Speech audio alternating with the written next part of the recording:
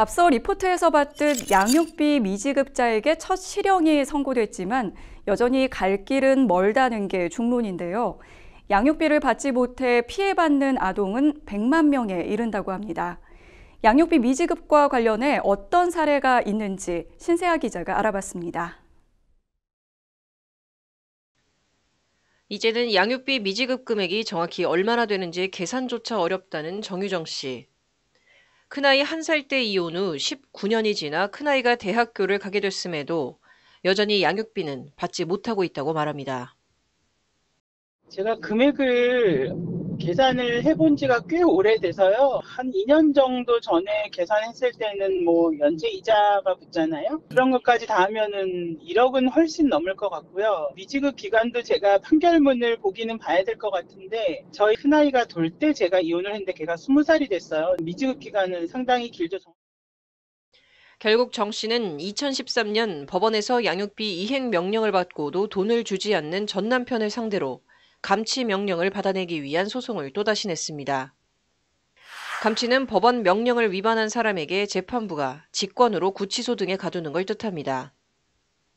그러나 전 남편은 소송 서류를 받지 않기 위해 의도적으로 위장 전입을 했고 결국 감치 소송은 기각 결정이 나왔습니다.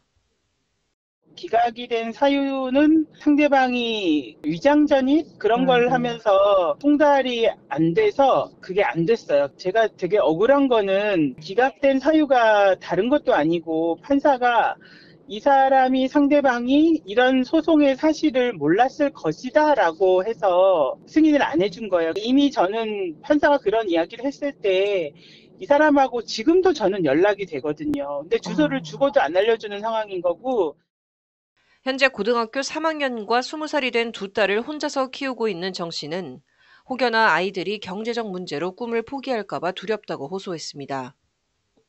제가 진짜 얘기하면은 눈물 나서 웬만한 사람들한테는 잘 얘기를 안 하는데 큰애가 지금 올해 이제 대학교 1학년이 됐거든요. 근데 얘가 초등학교 때부터 한국무용을 했었어요. 어느 날 애가 이제 그만두겠다고 저한테 얘기를 하더라고. 그래서 왜 그러냐 그랬더니 이걸 해가지고는 자기가 밥 벌어먹고 살기 힘들겠다. 그렇게 얘기를 하는 거예요. 그래서 제가 다시 생각해라 이제 이렇게 했는데 결국은 아이가 제가 출장 가고 어디 간 사이에 그 무용 소품들 막 엄청 비싸게 준 한복 이런 것들을 가위로 갈기갈기 다 찢어가지고 엄청 큰 쓰레기 봉지에 묶어가지고 집 앞에 이같이 정 씨뿐 아니라 국내 양육비 이행이 부진하다는 사실은 숫자로도 증명이 됩니다. 2021년 기준 양육비 지급 현황을 살펴보면 양육비 지급을 신청한 가구 중 정기적으로 양육비를 받는 가정은 단 15%뿐이었습니다. 양육비를 한 번도 받아본 적 없는 양육자는 무려 72%가 넘었습니다. 또한 양육비 미지급자로부터 지급을 약속받았다 해도 실제로 돈을 받기란 쉽지 않습니다. 국회 입법조사처에 따르면 2020년부터 2022년까지 3년간 실제 양육비 지급 실이행 건수는 절반도 채 미치지 못했습니다. 확약 건수, 실이행 건수 차례대로 2020년 2,428건 중 965건, 2021년 2,602건 중 1,400건, 2022년 2,273건 중 1,343건으로 나타났습니다. 이같이 양육비 지급률과 회수율이 현저히 낮은 탓에 관련 법과 규정에 대한 실효성 논란이 나오고 있습니다. 관련해서 수년간 양육비 미지급 문제를 위해 싸워온 사단법인 양혜연 이영 대표는 이 같은 저조한 이행률에 대한 배경을 크게 두 가지로 꼽았습니다.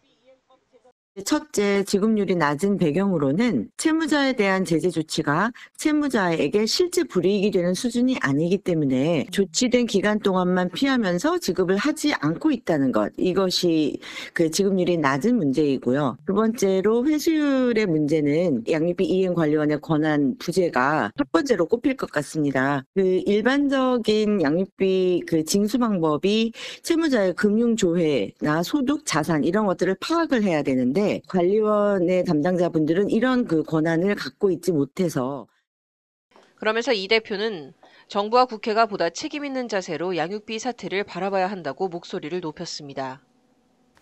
물론 있습니다. 그동안 계속 문제가 되어서 지적되었던 그 절차 간소화 문제, 양육비 이행 제도 안에 있는 절차들이 상당히 번거로운데 그런 것들을 간소화시키는 법안이 이제 조속히 도입이 되었어야 했거든요. 제도로서 이런 것들을 갖춰주셔야 이런 것들이 아이들에게 피해가 직결되지 않는 상황으로 미래가 나갈 것이다라고 보고 있거든요. 네. 그래서 이런 제도를 22대 국회에서는 반드시 마련을 법률방송 신세아입니다.